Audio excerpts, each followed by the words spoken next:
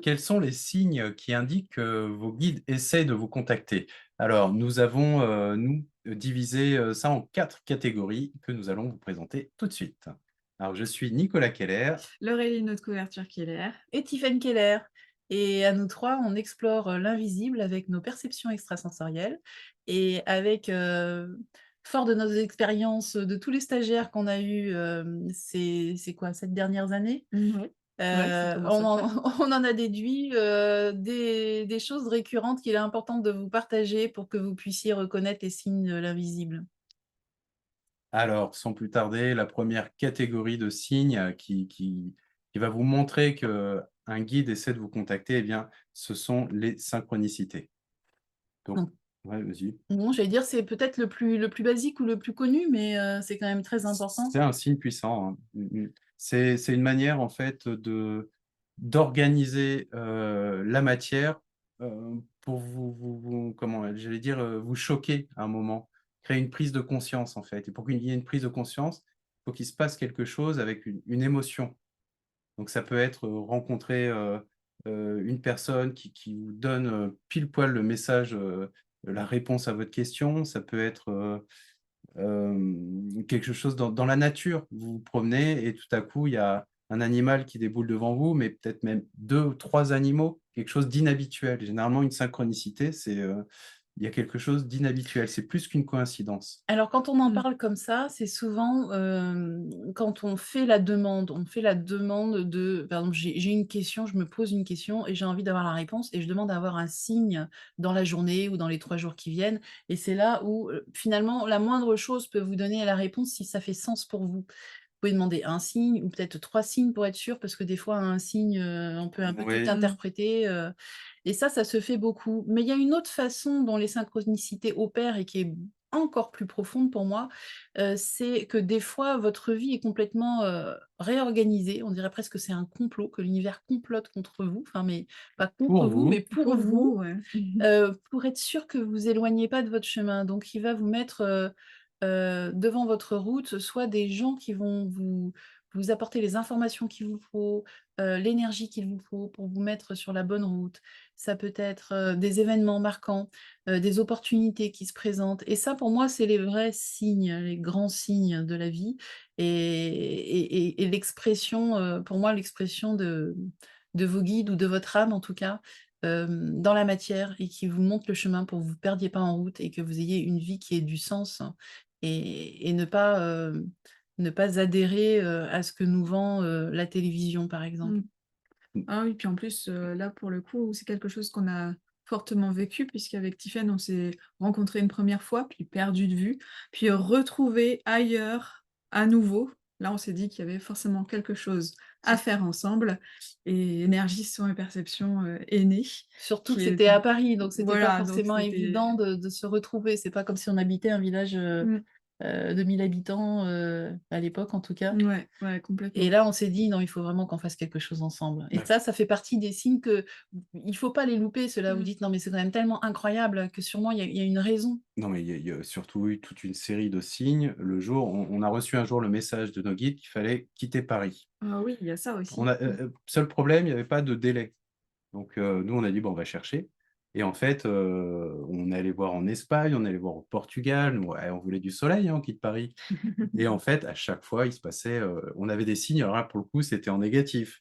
On se retrouvait avec un oiseau mort, sur notre paillasson, avec une tempête, le lendemain de notre départ, Ah, un je vais faire un peu incendie. vite. Un oiseau mort avec Les ailes les ailes, cousues en sang. Voilà. voilà, de la magie noire en fait qui avait été posée sur le enfin c'est pas de la vraie magie noire, il y avait rien du tout dessus, mais des signes de magie noire. Ça aurait pu faire peur, voilà. Voilà, juste pour effrayer les gens, je pense et Ouais. bon cela dit, on l'a pas pris comme, un cadeau de bienvenue. Non, mais en tout cas, on a eu ces signes négatifs. Alors, à chaque fois au et puis ça survenait au moment où on se disait: «Ah mais on serait pas mal ici, on serait bien» et là, pouf, on ouvre la porte, voilà, il y a ça sur le paillasson.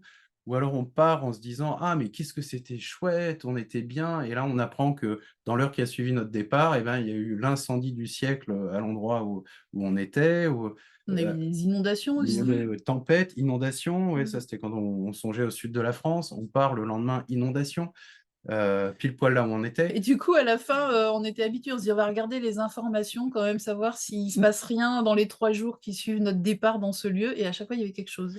Et pour arriver là où on est aujourd'hui, eh bien, on a été guidés aussi et là par Des signes positifs. des synchronicités positives, des Ouais. rencontres, des Et opportunités et c'était drôle d'ailleurs parce que, justement on cherchait, et les guides, à un moment je me connecte, je dis: «Non mais, quand est-ce qu'on va trouver?» et ils m'ont dit: arrêtez de chercher, ça sert à rien, allez, faites des activités que vous aimez. La seule chose que vous avez à faire, c'est d'en parler autour de vous». Mmh. Alors, vous savez, nous, dans notre esprit européen, occidental, on a du mal d'arrêter de faire, hein, c'est pas forcément évident mmh, et au début, on a eu du mal, on a continué, puis à un moment, ouais, on s'est dit: «Bon allez, ils ont dit d'arrêter, on arrête de chercher» et puis effectivement, on a fait, des choses qu'on aimait faire et c'est comme ça, suite à en suivant, un stage qu'on est tombé sur le lieu, on a eu un coup de cœur et puis il y avait des appartements qui se construisaient juste à cet endroit-là, on en se pleine campagne et on c'est en exactement voilà, ce qu'on on voulait. a lié des amitiés, avec des personnes qui nous ont donné envie de rester. On a eu et qui nous ont dit: «Bah, tiens, il y a ces appartements-là qui sont presque finis». Il se trouve qu'on connaissait déjà le propriétaire avant, mais qu'on ne savait pas qu'il avait des appartements. Mmh. Enfin, vous savez, des tas de choses comme ça Mmh. et voilà, Voilà et même si on avait des synchronicité. doutes parce que c'était pas à l'origine ce on voulait pas être aussi loin de Paris, par exemple, enfin pas aussi, on voulait un endroit un peu plus desservi. On s'est dit: «Il y a tellement de signes et c'est tellement beau aussi cet endroit que on va pas remettre en question les signes Mmh. et on va s'installer ici» et depuis on l'a pas regretté. Non. Non. Donc Allez, deux Après 2e catégorie de messages que peuvent vous donner vos guides, eh bien, ce sont les signes, électromagnétiques. ah oui, alors ça, c'est très, très fréquent. L'invisible communique beaucoup avec les signes enfin électromagnétiques, avec l'électromagnétisme. Alors ça va être, la télévision, le téléphone portable, l'électricité, vous on va voir tout ça. mmh. Dites-vous que c'est rarement des indications de vos guides spirituels parce que les guides spirituels, ont moins de densité et ils Mmh. vont pas avoir suffisamment de matière pour utiliser, ces phénomènes-là. Donc ça n'empêche pas que ça peut être des vrais messages de guides, Mmh. mais souvent, de personnes plus denses, par exemple, des personnes de votre famille qui sont décédées et mais qui ont une certaine sagesse et qui souhaitent, rester dans votre environnement, communiquer de temps en temps avec vous pour vous passer des messages. Ça arrive très souvent. Et vous avez aussi, d'autres personnes qui ont vécu une vie sur terre, hein, mais qui ont décidé de rester quelque part au service des êtres humains. Moi, j'ai une belle histoire comme ça avec, un druide Mmh. qui est resté en fait, lui, il est resté dans les lieux sacrés, pour, protéger ces lieux sacrés et bah, je raconte peut-être l'anecdote Mmh ou mh. Oui, oui, ben, vas-y? C'était moi, c'est une histoire qui m'a un peu, ah, ça t'a ça m'a Ça a marqué. choqué, ça m'a marqué, ouais. bouleversé, oui. Ça m'a bouleversée parce que je communiquais avec mes guides, mais avec des guides spirituels et ils utilisent pas comme j'expliquais, ce genre de canaux et d'avoir des réponses autant dans la matière, j'avoue que ça m'a choquée, oui et en fait, on se promenait dans une forêt magnifique et j'avais demandé à un druide de bien vouloir, me faire découvrir cette forêt et puis en fait, j'étais avec Nicolas et Laureline comme d'habitude et puis on s'est mis à discuter et puis j'ai oublié que j'avais demandé l'aide de ce guide et finalement j'ai pas vraiment écouté, je me suis pas mis à l'écoute, à sa disposition pour entendre, Ce ce qu'il qu'il avait à me partageait. Ah raconter. bah, j'insiste sur le fait que c'était une forêt vraiment particulière. On Oui. était au Portugal, à Sintra Mmh. Mmh. et une forêt, il y a un côté vraiment magique. Il y a plein de Féerique, ouais. féerique, mais des fois ça peut Elle faire un est peu peur aussi. elle est Ouais, ouais, habitée, ouais, Un ouais. peu fantomatique. ouais, Ouais, ouais et puis fantasmagorique, tout à fait. il y a des vieux couvents dans cette forêt, enfin, Ouais, ouais, elle est c'est habitée. vraiment particulier. Et voilà, il y a tout je vous raconte pas tout parce que c'est une Mmh. super histoire, c'était toute la journée était assez incroyable et puis en plus j'avais commencé à travailler aussi sur, demander l'ouverture de centres énergétiques qui n'étaient pas très ouverts chez moi et c'était pas très ouvert parce que justement j'avais peur de ce que je pouvais, voir, de manière très concrète. Palpé, ouais. Ouais, Mmh. palpée donc d'ailleurs après j'ai refermé parce que j'en ai eu trop. Mmh. Mais ça a commencé comme ça. Du coup, le soir, on arrive au restaurant, j'y pensais plus, hein, ce guide du tout et mon téléphone était posé sur la table loin de moi, enfin pas à côté, je le touchais pas en tout cas et puis, je m'en sers quand même si pour, mettre le traducteur pour traduire du portugais en français le menu du restaurant. Et du coup, en traducteur écrit. Je le pose, on discute et puis tout d'un coup, mon téléphone s'est mis à parler. En Voilà, anglais? en anglais. En Et il m'a répondu à une phrase que j'avais posée dans la journée, Une question. à une question. Ouais. Et il m'a répondu en anglais et c'était écrit sur mon téléphone, la réponse à ma question en en anglais. anglais. Et le traducteur s'était mis, d'anglais à français, il avait changé Mmh. lui-même de traduction. Voilà et Voilà. on était tous les 3, le téléphone était posé sur la table depuis plusieurs minutes sans qu'on Mmh. y touche. Et ça, c'était un j'arrivais pas à y croire. Je pense que j'aurais été toute seule, j'aurais trouvé, Un moyen rationnel d'expliquer. d'expliquer Je me serais dit: l'événement. Peut-être que je l'ai touché, peut-être que, je sais pas, peut-être que je m'étais déjà posé cette question, que j'avais cherché sur Google, peut-être que» et non, en fait, tout ça, non, c'est Mmh. pas et il y avait Nicolas et Laureline pour me rappeler que non, je n'avais pas touché mon téléphone, j'avais rien demandé, j'avais Mmh. voilà.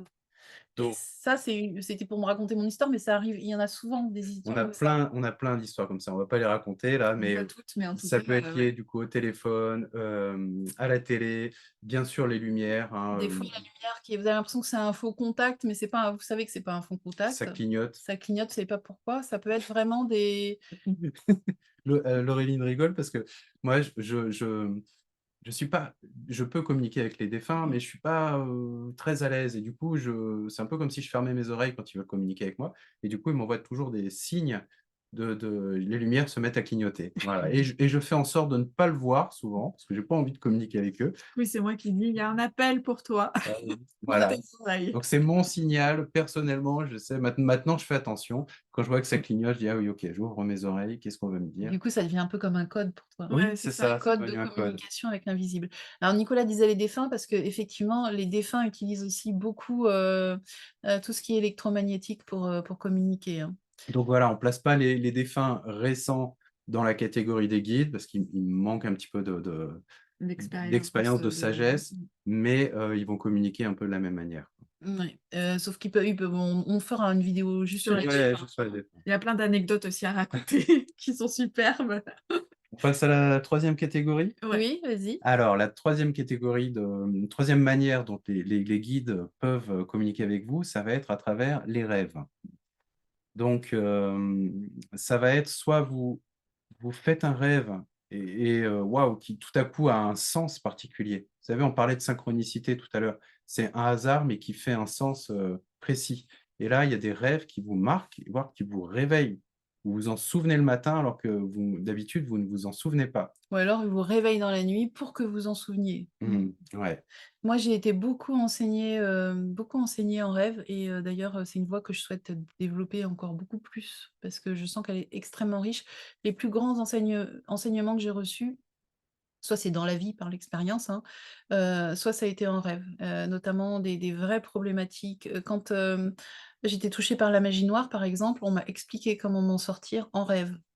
Alors c'était pas sympathique, hein, parce que j'ai dû d'abord affronter le truc en rêve pour, l'affronter après dans la réalité, mais j'avais autour de moi, tous les guides pour m'aider, ils étaient toute Mmh. en cercle autour de moi et ils étaient prêts à m'aider pour m'expliquer comment faire et vous pouvez recevoir vraiment des enseignements Mmh. très élevés en rêve. Mmh. C'est vraiment un moyen privilégié pour contacter du coup des guides élevés, des guides spirituels. Mmh. C'était une voie de chaman. Je sais qu'en Chine, chez les taoïstes, c'est une des voies les plus anciennes, de communication avec les mondes invisibles. Mmh mh. Alors après, il y a un autre niveau qui est de le faire consciemment dans ses rêves. Ça, on est encore à un autre niveau.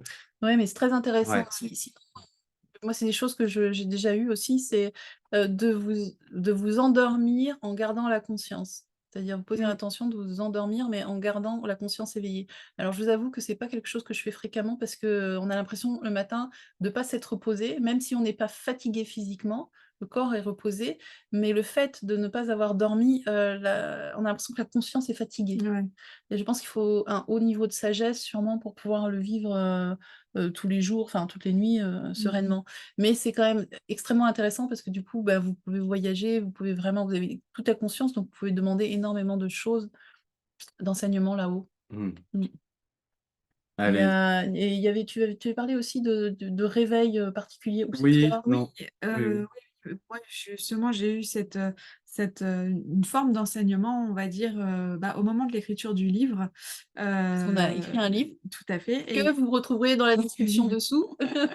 et en tout cas, ce qui était, fascinant, c'est que, j'ai commencé à avoir l'histoire, qui se racontait dans ma tête et à un moment, je me souviens, il devait être 5 heures du matin, on était, en pleine nuit encore, il faisait nuit noire et je me suis réveillée, j'ai fouillé dans ma table de nuit, il fallait que j'écrive, il fallait que j'écrive, il fallait que j'écrive et j'avais une partie de moi j'avais mon mental qui disait: «Non mais c'est l'heure de dormir là, recouche-toi, tu verras ça demain» et une autre partie qui disait: «Non, écris maintenant, tu vas oublier, écris maintenant». Du coup, j'ai allumé la petite lumière, j'ai sorti un cahier qui se trouvait dans ma table de chevet et j'ai commencé à écrire, à écrire, à écrire. Ça a duré peut-être, 20 minutes, une demi-heure et une fois que j'étais arrivée au bout, j'ai mis un point, j'ai reposé mon cahier, mon stylo, j'ai rééteint et je me suis rendormie tout de suite pour le reste de mon cycle. Mais, c'était impressionnant, il y avait vraiment cette urgence et ce réveil, comment dire? C'est comme si tu dors encore et en même temps tu étais Mmh. éveillé. C'est assez Mmh. étrange comme sensation. Ouais, et je pense que c'est la partie du livre, une des parties les plus inspirantes Ouais, à écrire. c'était C'est le début, le c'est début? c'est l'introduction, Ouais. l'histoire justement de cette rencontre d'âmes, enfin comment ça a été programmé en fait et je sentais que c'était vraiment, vraiment important, La que rencontre de nous 3. oui, c'est ça. Mmh. Donc voilà, donc c'est une manière, ça Ouais. c'était, je l'ai vécu vraiment, on m'a réveillée en fait parce qu'honnêtement quand on me connaît bien, on sait que le sommeil est très important chez moi. Donc c'est clairement la les guides qui m'ont permis de tenir et d'écrire jusqu'au bout et après Mmh. je me suis recouchée comme si, de rien n'était. J'avais presque oublié que j'avais écrit ça le lendemain. Et moi, c'est plutôt le soir en m'endormant. Du coup, des fois, je m'endors très, très tard parce qu'au moment où je m'endors, je pense que ça crée une espèce de disponibilité où j'arrête de réfléchir et dans cet état un peu de demi-sommeil, souvent les guides viennent me parler, Mmh. me transmettre plein de choses et puis, alors ce qui est dommage, c'est que j'ai pas le courage de faire comme toi et d'écrire. Donc, du coup, le lendemain, souvent, je m'en souviens que de la moitié. Mais, ce qui est marrant, c'est qu'ils vont me parler, par exemple, jusqu'à 1h30 du matin, puis tout d'un coup, ils me disent, «Bon, maintenant tu dors». Alors que moi, je vais avoir plutôt du mal à je vais pas trouver du sommeil très facilement, surtout quand je suis surexcitée par quelque chose et quand ils me parlent, des fois, je suis surexcitée parce qu'ils me transmettent des trucs, super intéressants. Je me dis: «Mais je vais jamais dormir après avoir discuté comme ça avec eux pendant 1 heure» et puis ils me disent: «Maintenant tu dors» et là, en général, dans les 5 minutes, je dors. Ça, Mmh. c'est Ah ça assez c'est génial. incroyable. Mmh. Et en tout cas, ils vont vraiment profiter de ces moments-là où finalement là, on n'est plus en conscience ordinaire, c'est ça qu'il faut voir. Ouais, ouais. Ouais. Dans ces histoires de rêves ou je me réveille au milieu de la nuit ou au moment où je m'endors ou au moment où je me réveille aussi, Mmh mh. c'est des moments où en fait on est en état d'expansion de conscience Mmh. et naturellement et c'est des moments, vraiment privilégiés, pour communiquer avec ses guides. Ouais, tout à fait. Et la dernière catégorie? Ah, on n'avait pas fini. Non, Allez, la eh non, dernière. plus qu'une. C'est en fait vos guides peuvent, communiquer avec vous à travers des émotions puissantes. Voilà, si vous vivez une émotion forte, ça peut être un des signes que les guides, voilà, essaient de vous contacter. Alors, je vais Ouais, j'aimerais bien que tu racontes voilà, ton moi je vais te histoire. donner un exemple. Donc ça va être donc je vous ai dit juste avant que communiquer avec les défunts, c'est vraiment pas mon j'allais dire mon talent de prédilection. Je peux le faire, mais voilà, je sais pas. Tu as peut-être pas envie de le faire C'est aussi. ça, j'ai peut-être pas envie de le faire. Vous savez, c'est comme les gens qui savent faire des soins, mais ils se sentent pas d'être thérapeutes. Simplement, ils ont ça dans leur trousse à outils et en fait, moi, c'était 2 jours après mon anniversaire et j'étais en train de faire la vaisselle. Donc je faisais la vaisselle et en fait, il se trouve que, je suis assez actif moi d'habitude, et je suis tout le temps en train de faire des trucs ou alors oui, puis j'écoute la radio, j'écoute des podcasts et machin et là, non, il y avait rien. J'étais en état, en fait, de disponibilité et je faisais juste ma vaisselle sans radio, sans musique, sans rien et tout à coup, j'ai été saisi une émotion très intense et j'ai senti alors pour le coup, c'était ma grand-mère maternelle qui venait me voir et elle était décédée depuis longtemps déjà, depuis de nombreuses années, donc on peut la placer dans la catégorie des Les guides, hein, guides. Mmh. puisqu'elle avait fait son parcours, elle avait une sagesse qu'elle n'avait pas de son vivant et j'ai senti mais très clairement sa présence. C'est comme si elle était entrée en moi et m'avait ouvert le cœur d'un coup et je me suis mis à pleurer En faisant ta vaisselle. en faisant ma vaisselle. Là, je suis pas du genre à pleurer en plus. Donc j'étais le premier surpris avec mon traîneau et là j'ai dit: Moi «Ah!» aussi, ça me fait pleurer de faire la vaisselle. et là Et là, j'ai dit: «Mais» j'ai du coup, là, elle m'a parlé très clairement puisqu'elle est c'est ouais, elle est vraiment entrée en fusion avec moi et je lui ai dit: «Mais» elle me dit: «Bah, je viens pour ton anniversaire». Moi, je dis: «Mais c'était il y a 2 jours mon anniversaire». Moi, je dis: «C'est gentil». Elle me dit: «Oui, mais ça fait 2 jours que j'essaye d'entrer en contact avec toi». Et tu étais pas La disponible. pauvre, Non, j'avais pas tu de poireauté, j'avais pas de moment de disponibilité, voilà. comme Donc quoi, hein, c'est important d'être bien réceptif, hein. mais c'était une émotion hors norme pour moi, Mmh. une qui me sort de mes émotions ordinaires. En fait, c'est vous voyez, c'est encore un signe spécial, quelque Mmh. chose qui nous sort des coïncidences, des petits trucs. C'est pas juste: «Ah, je me suis senti, bien», non, c'est Mais souvent, moi, en tout cas, quand je communique avec mes guides, presque immédiatement, j'ai un sentiment d'apaisement, de Ouais. sérénité, Mmh. oui, je m'inquiète plus pour rien ou alors je sens un amour, Ça, c'est vrai, il y a le côté: «Mais je me fous de tout ce qui peut se passer. mmh, Il y a plus de problème du tu tout». sais que tout va bien se C'est passer. ça. Il y a une espèce de c'est non, on peut même pas parler de foi, c'est autre chose Non, encore. c'est autre Mmh. c'est un chose. état Au d'être, sein ouais. des Ouais, lettres. Mais ouais, ouais. dites-vous ça, c'est-à-dire que vous dites peut-être: «Oui, moi des fois j'ai l'impression que je communique avec des guides, mais j'entends pas, je vois pas, je les sens pas non plus, ils me touchent pas non plus, ils me prennent pas par l'épaule ni rien». Mais vous allez sentir un état d'être et qui vous sort de nul qui arrive de nulle part, hein. C'est pas Mmh. parce que vous méditez depuis une demi heure, c'est tout d'un coup en 5 minutes, pof, il y a un truc comme ça qui vous allez chercher à communiquer avec eux et puis vous sentez: mais bien». Mmh. Et ben ça, c'est vraiment un Mmh. signe que c'est Mmh. vraiment typique des guides notamment assez spirituels. Ouais, guide céleste, ouais. Mmh. Et je trouve que c'est un bel exemple de vous savez, vous êtes en stress et tout à coup, ah, vous vous sentez comme enveloppé, ou vous vous sentez tellement confiant, tellement bien. Mais en fait, là, à ce moment-là, dites-vous: «Qu'est-ce qu'il y a de mieux? Est-ce qu'il vaut mieux que je me sente dans cet état-là alors que j'étais stressé avant? Ou est-ce qu'il vaut mieux que j'entende une voix qui vienne me dire: "T'inquiète pas, tout va bien se passer", mais que je reste dans mon état de stress?» Mmh. En fait, ça, c'est pour dire que un des moyens de communication les plus puissants que Mmh. possèdent les guides, c'est de nous plonger dans des états Mmh. émotionnels et que ça a beaucoup plus d'impact sur notre vie que recevoir un conseil, un Mmh. message qui va Mmh pas mh. modifier notre état d'être. Voilà. Donc ne niez pas, ces sensations, elles sont primordiales et ce sont vraiment les premières qui peuvent, vous amener aussi sur l'ouverture des perceptions et le fait d'être, plus, en réceptivité des informations, de ce que peuvent vous donner les guides. On Bon, espère que ça vous a plu, on a fait un peu le tour. Si ça vous a plu, likez la vidéo, partagez-la Abonnez-vous à la chaîne, surtout aussi pour ne manquer aucune autre vidéo. et puis, ça nous permet aussi de contrer un peu les algorithmes, YouTube qui YouTube, sont pas mmh, toujours de notre côté et de diffuser un message spirituel au plus grand nombre. ouais. On vous souhaite, bah, d'essayer en tout cas de vous mettre un peu plus en réception et de profiter de vos guides. Et de valider ce que vous recevez déjà. À bientôt.